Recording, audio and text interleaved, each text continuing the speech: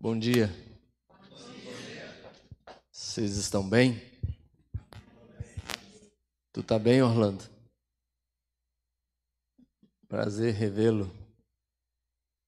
Meus irmãos, é muito bom assumir um púlpito que a gente sabe que é um púlpito honrado.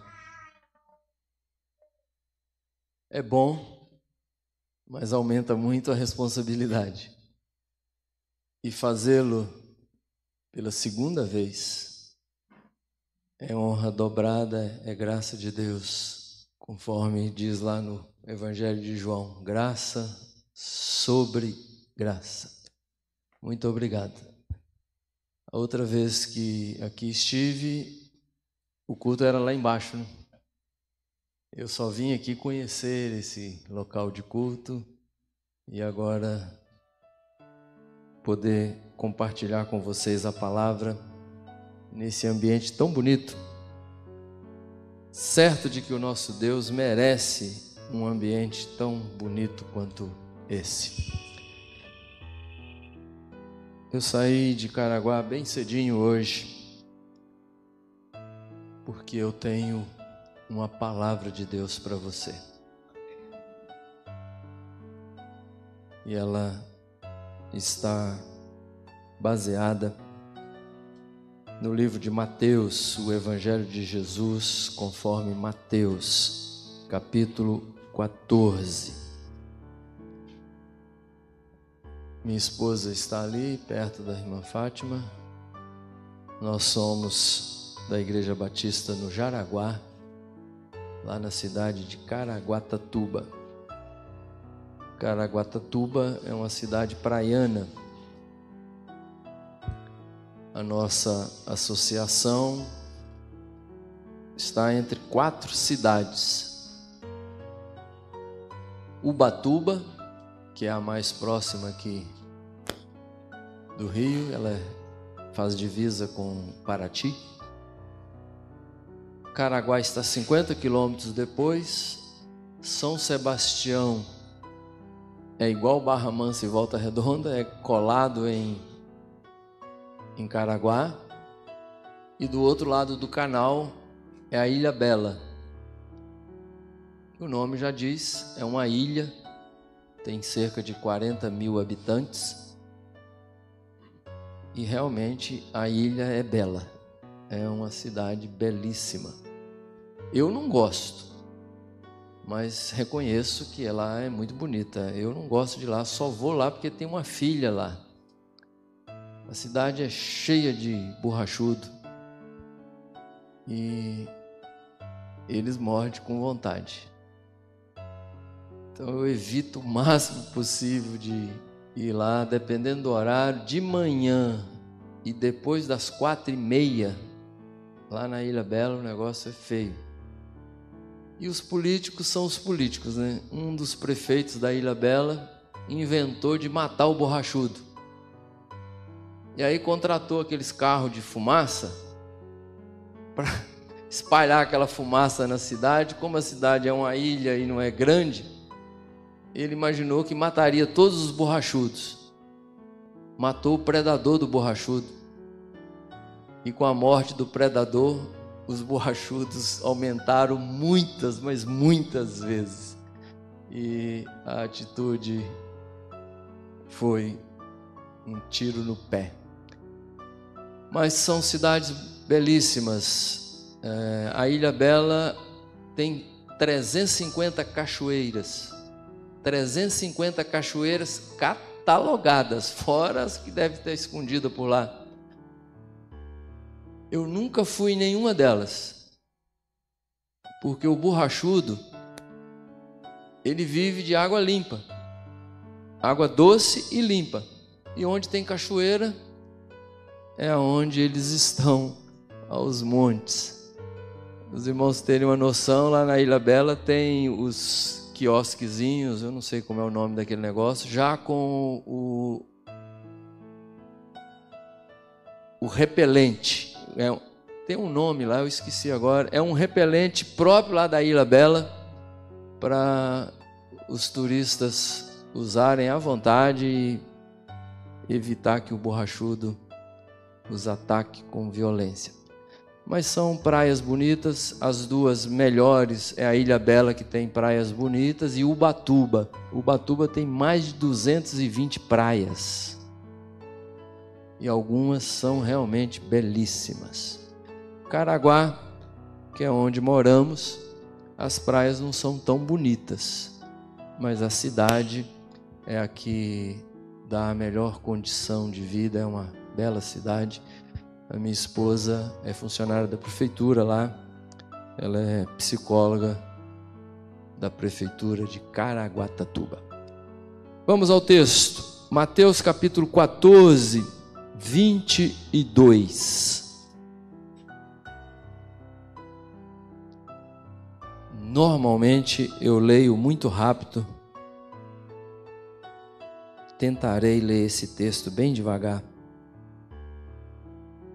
Diz assim a palavra de Deus: Logo a seguir, compeliu Jesus os discípulos a embarcar e passar adiante dele para o outro lado, enquanto ele despedia as multidões.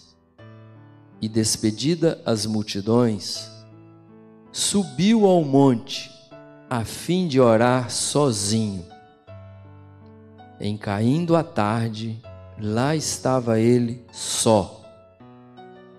Entretanto, o barco já estava longe, a muitos estádios da terra, açoitado pelas ondas, porque o vento era contrário. Na quarta vigília da noite, foi Jesus ter com eles, andando por sobre o mar. E os discípulos, ao verem-no andando sobre as águas, ficaram aterrados e exclamaram: é um fantasma. E tomados de medo, gritaram.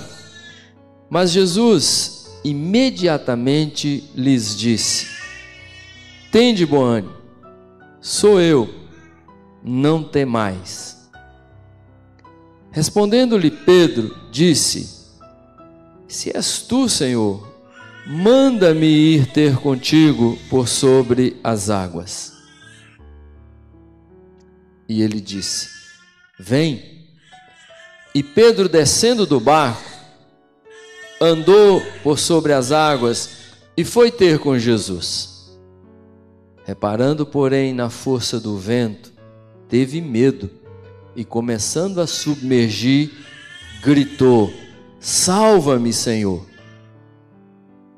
E prontamente Jesus, estendendo a mão, tomou-o e lhe disse: homem de pequena fé, por que duvidaste? Subindo ambos para o barco, cessou o vento. E os que estavam no barco o adoraram, dizendo: verdadeiramente és Filho de Deus. Pode se sentar, meu irmão.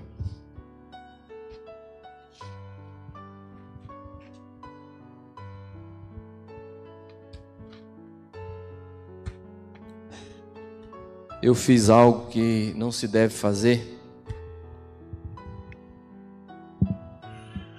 Como a gente ia viajar cedinho, eu peguei uma garrafa de água sanitária e joguei no banheiro. Eu vou deixar essa água sanitária aí limpando o banheiro, quando voltar o banheiro está limpinho. Mas eu ainda não tinha tomado banho e a água sanitária me atacou a alergia. Por isso eu vou tomar um pouco de água, e se por acaso eu tiver que parar, vocês me perdoem, a culpa é da água sanitária.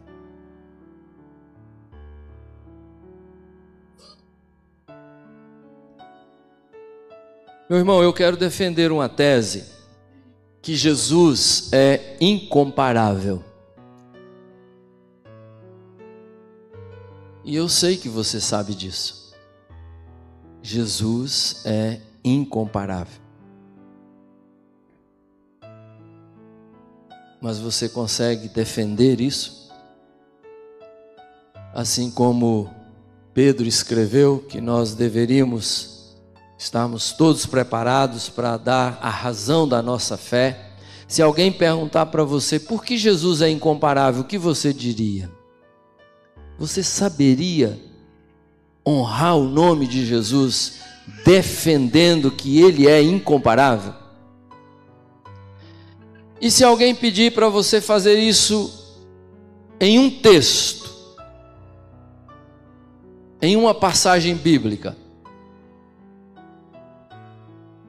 você saberia fazê-lo?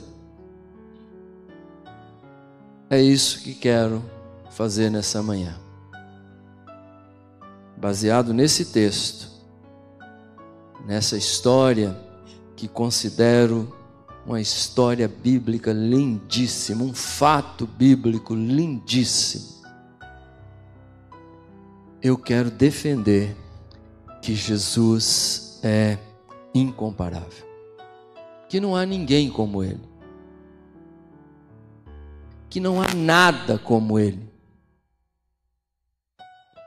que nunca existiu e jamais existirá alguém ou algo que chegue perto de Jesus. Nada. Jesus é único, incomparável, maravilhoso, e poderia usar diversos adjetivos e ainda assim eu não o descreveria. Ele é incomparável. E quero dizer por quê. Primeiro, porque Ele luta as nossas lutas. Esse texto diz que Jesus, Ele mesmo disse para os discípulos: vão para outra margem, vão para lá que eu subirei o monte para orar. E os discípulos foram e Ele subiu. Lá de cima, diz Marcos, que Ele olhou e viu o vento e as ondas, colocando os seus discípulos em risco. Ele estava orando. Você consegue parar um pouquinho e imaginar Jesus de Nazaré orando? Jesus, o Filho de Deus, falando com o seu Pai. Ele para esse momento dele com o Pai para ir acudir os seus. Ele desce, vê a situação em que eles estão e ele decide como chegar lá mais rápido. Jesus não andou sobre as águas só porque é Deus, só porque é maior do que Moisés, só porque Moisés abriu o mar e agora ele vai andar por cima. Ele andou porque os seus estavam em apuros. E ele vai andando, encurtando o caminho para chegar até eles. E quando ele chega lá,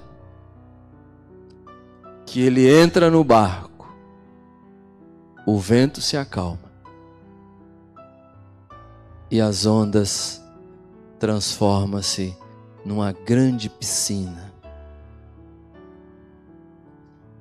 Meu irmão, minha irmã, qual é a sua luta? Qual é o seu inimigo, seu adversário? Quem está te ameaçando? Quem está colocando a sua vida, o seu bem-estar em dificuldade? Quem? Qual é o vento? Qual é o tamanho da onda? O vento se acalmou e Jesus subjuga a ameaça. Ele coloca o mar debaixo dos pés.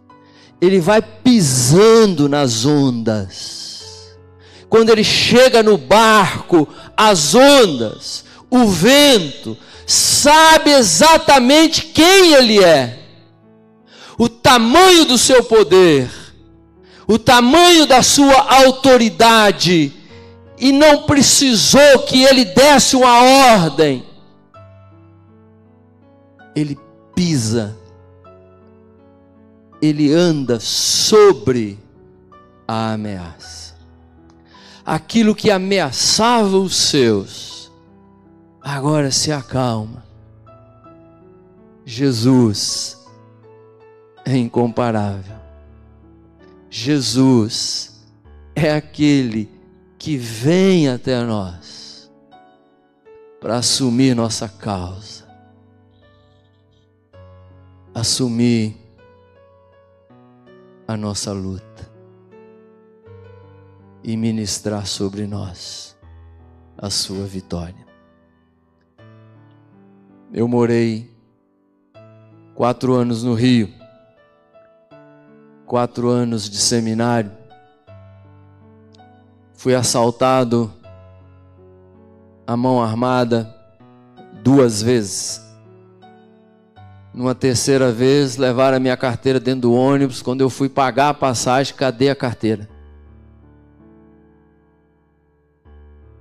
E fui ameaçado de morte 3 vezes.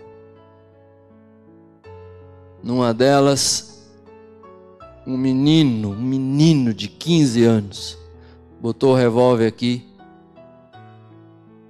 e falou para mim: fala o que eu quero, senão eu te dou um tec. Ele e o outro irmão comandavam o tráfico lá na região. E a mãe deles era minha ovelha. A irmã Terezinha assistindo a cena, pedindo os filhos, pelo amor de Deus, para não dar um tec na minha cabeça.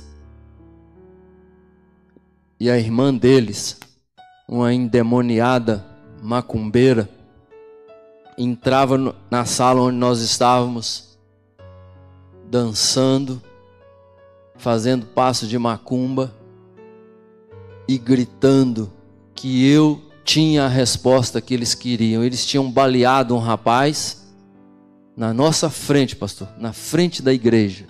Nós tínhamos um programa lá que 1 vez por mês a gente fazia o culto de domingo à noite na praça. Se não tivesse chovendo, o culto era na praça. E fizemos o culto.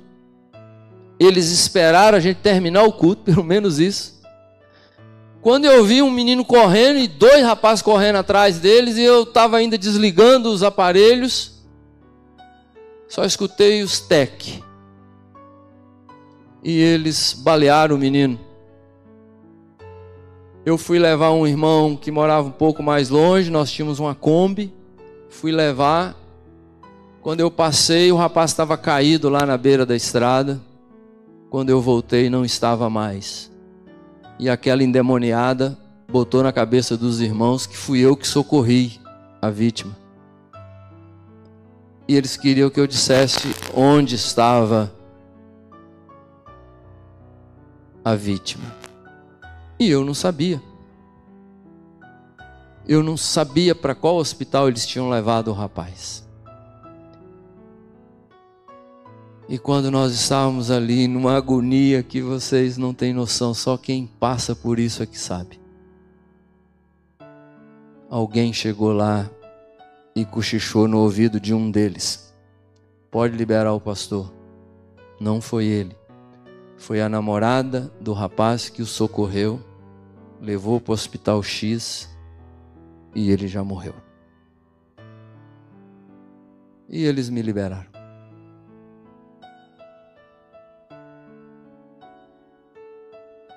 Junto comigo estava 2 homens de coragem da igreja, porque eles sabiam para onde eu estava indo e foram comigo. E 5 irmãs. Esses 2 irmãos que foram comigo, hoje são pastores. E aquele que eu fui levar é o pastor da congregação que eu dirigia, que hoje é a Igreja Batista do 4º Centenário, em Jacarepaguá, e ele está lá até hoje, pastoreando aquela igreja. Jesus entrou naquela sala, cuidou de mim, não deixou que eu levasse um tiro, e a minha oração ali era: Senhor, se esses rapazes atirarem em mim, esses irmãos vão reagir, e eu posso ser o culpado de um problema aqui gigantesco, de tiro, de morte, sei lá o que poderia ter acontecido. Mas uma coisa eu sei: aquele que me guarda, aquele que nos guarda, não dorme. Ele luta a nossa luta. Jesus é incomparável. Segundo, ele é incomparável porque ele tem muito poder, mas muito poder.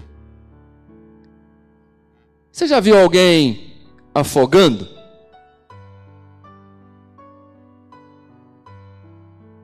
Você já se afogou?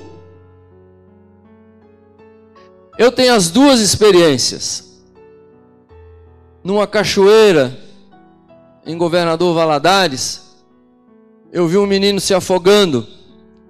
E lá é uma cachoeira assassina, já morreu muita gente, eu não sei por que as pessoas vão lá.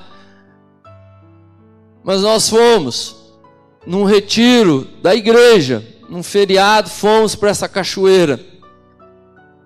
E um menino, sobrinho de uma irmã da igreja, foi conosco, e o menino caiu lá. E quando cai, a água leva para debaixo da pedra. Só o bombeiro para tirar. E eu vi esse menino afogando, e a cena é horrorosa. Ele, numa agonia danada, levantou a mão uma vez, levantou a mão 2 vezes. Quando ele submergiu pela 3ª vez, eu peguei coragem, pulei na água. E com o impulso do pulo, eu consegui empurrá-lo para fora. E tirei aquele menino que estava à beira da morte, daquele afogamento horroroso. E no dia 2 de novembro de 1989, eu estava no 3º ano de seminário. Era um feriado, né? 2 de novembro é feriado. Fomos para a praia na Barra da Tijuca. Estava lá bem no rasinho, eu e mais 2 amigos, um lá da minha igreja mesmo, em Governador Valadares, e um baiano. O baiano estava aqui, eu no meio e o mineiro ali. De repente, sumiu o pé. Sumiu a areia do fundo. O baiano que estava à minha direita conseguiu sair. O mineiro que estava no lugar mais crítico era nadador de competição. Nadava desde criança. Com a habilidade ele conseguiu sair. E eu fui. A Jaque estava na areia com um fone no ouvido, ouvindo uma música, ouvindo um louvor. e nem viu a cena. Eu fui, e quanto mais eu nadava, mais profundo eu ia, até que as forças se foram. Meu irmão, você não tem ideia do que isso significa. Aí eu fiz uma oração para morrer. Sério. Orei. Eu tinha perdido um irmão em maio. E meu pai tinha ficado muito mal. Eu fiz uma oração por ele. Fiz uma oração pelas filhas. E falei para Jesus: pode me levar. Não aguento mais nadar. Eu fiz tudo que eu pude. O corpo não reagia mais. Os meus braços não reagiam. A perna não reagia. Quando eu orei para morrer, o Espírito Santo veio e falou, não tenho a menor dúvida de que foi o Espírito de Deus. O Espírito Santo falou para mim desse jeito, com essas palavras: você está morrendo porque você deu o rosto para ela, deu os pés. Meus irmãos, é fração de milésimo de segundos. Imediatamente eu perguntei: o que é dar os pés? Estou nadando, tentando sobreviver, e a onda vinha com areia. Agora eu entendo a sabedoria divina. A areia vinha no meu rosto, e eu estava afogando e sendo sufocado por aquele volume de água com areia. Dê os pés. Aí eu virei de barriga para cima, dei os pés para a onda, e aí fui recuperando as forças. Aí eu já comecei a planejar ir para uma ilha, porque eu já estava metros adentro. E lá no fundo assim tinha uma ilhazinha lá. Eu imaginando, né? Eu vou parar naquela ilha. Os dois que estavam comigo viram a minha luta. Eles vão chamar alguém vai me socorrer lá. Essa era a minha ideia.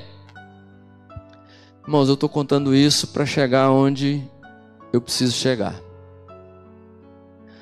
Quando eu dominei, que eu descansei, que os braços recuperaram a força, o salva-vidas chegou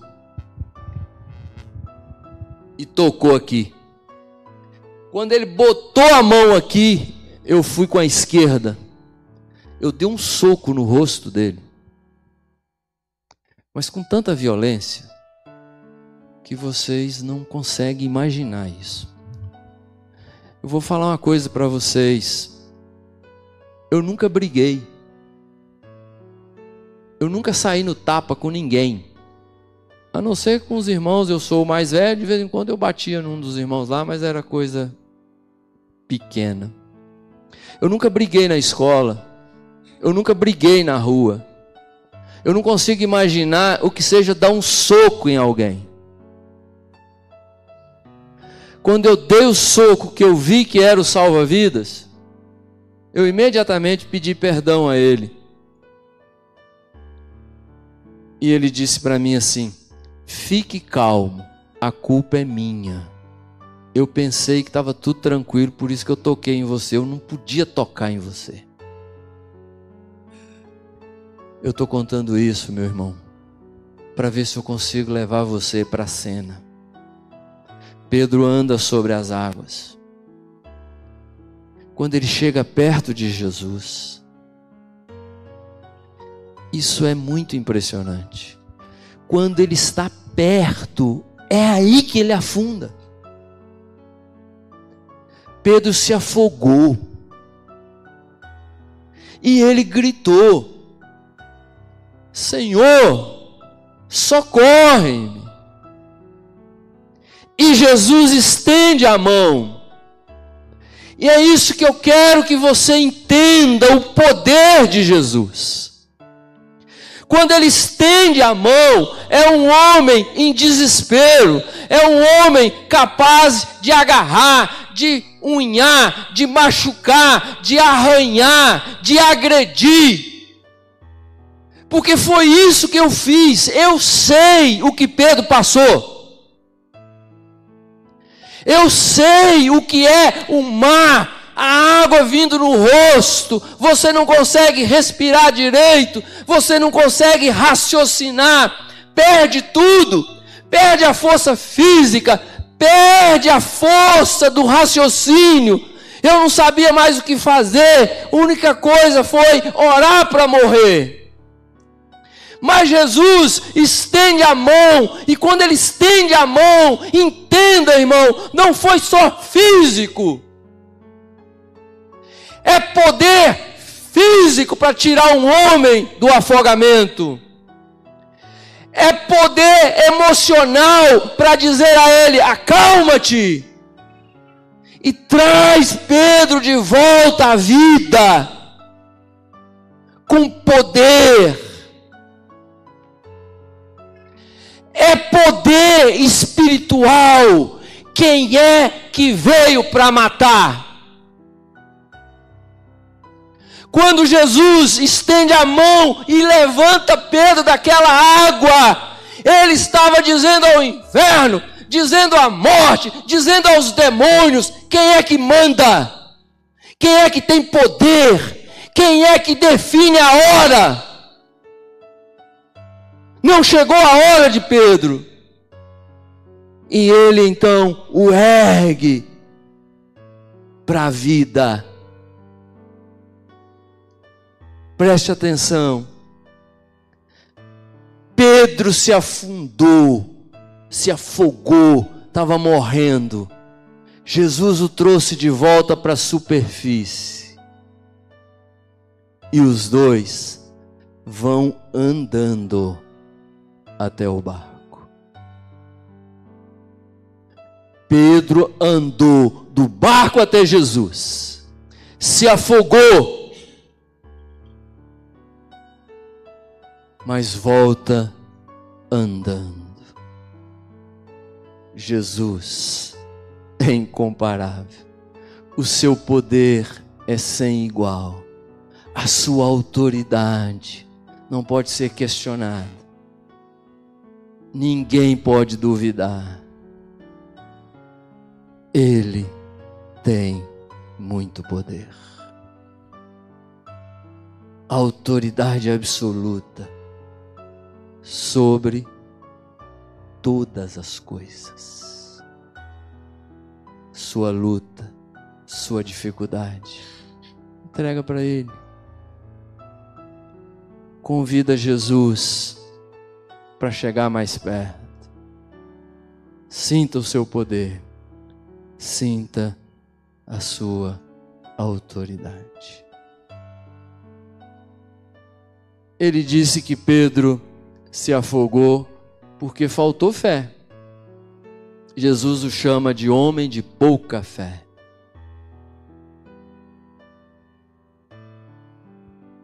Eu leio esses textos e fico questionando, pensando, refletindo. Se Pedro tinha pouca fé, imagina eu. Se Jesus disse que a fé daquele homem era pequena, é evidente que dali para diante Pedro foi crescendo, crescendo, crescendo.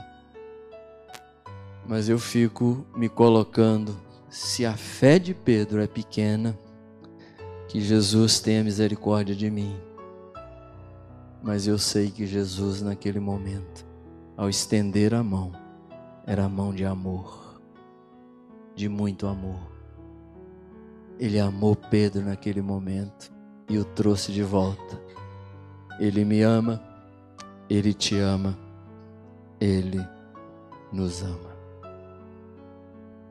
E eu quero terminar dizendo que Jesus é incomparável. luta por nós.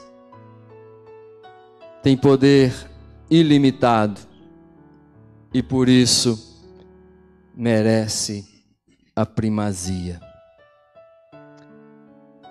Eu quero terminar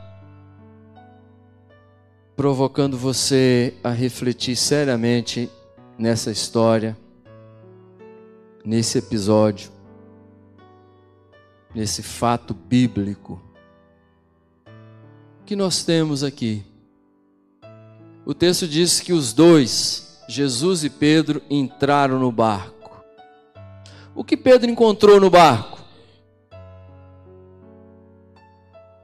11 homens de roupa seca. Quem é que estava molhado? Pedro. Pedro fracassou.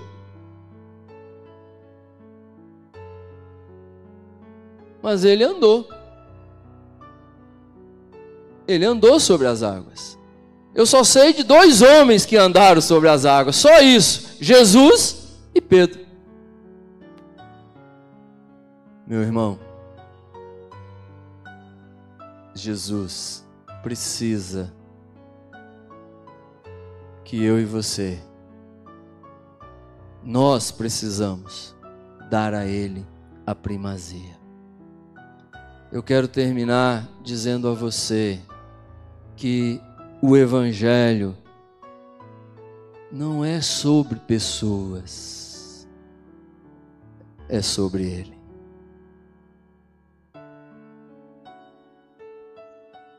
Pedro entra no barco todo molhado, vivendo 2 experiências.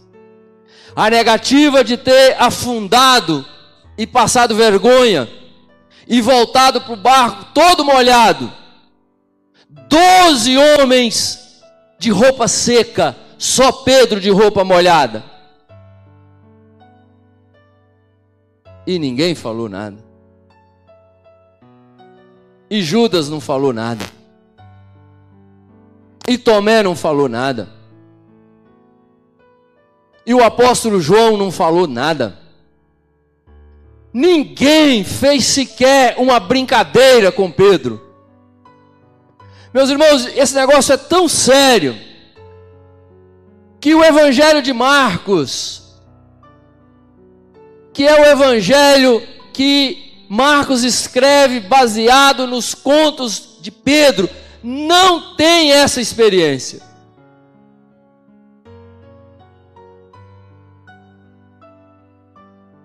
Ninguém fala nada, nem bem feito, quis ir sozinho, se afogou, molhou todo, e ninguém diz parabéns, você é o único que andou sobre as águas. Porque o Evangelho não é sobre pessoas. Não é sobre quem fracassa, nem sobre quem triunfa. O Evangelho é sobre Ele. A razão de estarmos aqui nessa manhã é Ele. A razão dessa igreja existir é Ele. É para Ele. Meus irmãos, eu sei, porque eu estou dentro de uma igreja batista há mais de 40 anos. Como nós perdemos tempo envolvidos com outras coisas. Como nós desviamos a primazia. Como nós damos volta na cruz. E perdemos tempo com quem fracassa. Como se todo o nosso labor evangélico fosse voltado para as pessoas. Não é. É Ele, é sobre Ele, é para Ele. E se fizermos assim, nós alcançaremos as pessoas. Eles entraram no barco. Farei 2 perguntas para vocês, só para provocar. Qual era a cor do barco?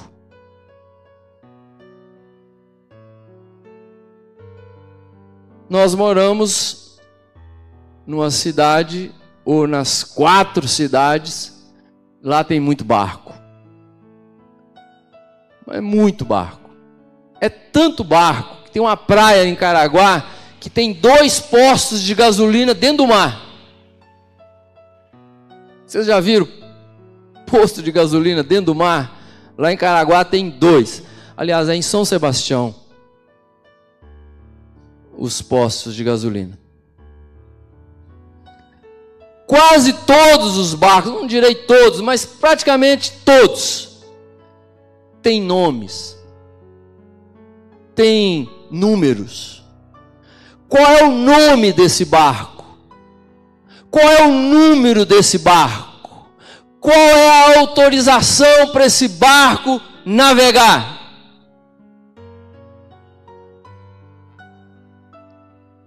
Eu sei que você não sabe. E eu sei que você sabe exatamente o que esse barco representa. Pois eu quero terminar dizendo a você, não é sobre o barco. Não é sobre as pessoas. O Evangelho é sobre Ele. É sobre Jesus, morto, crucificado, ressurreto e voltando. É sobre Ele. As nossas dificuldades. E olha que eu posso passar aqui até a noite só contando dificuldades. Lutas. Embates. É porque nós desviamos a primazia. Ele é incomparável. Por isso, eu e você precisamos sair daqui hoje dizendo para nós mesmos: preciso dar a Ele a primazia. Voltar à noite com o mesmo sentimento, dar a Ele a primazia. Por Ele e para Ele são todas as coisas. Eu gosto demais dos escritos de Paulo. Considero Paulo o maior cristão de todos os tempos.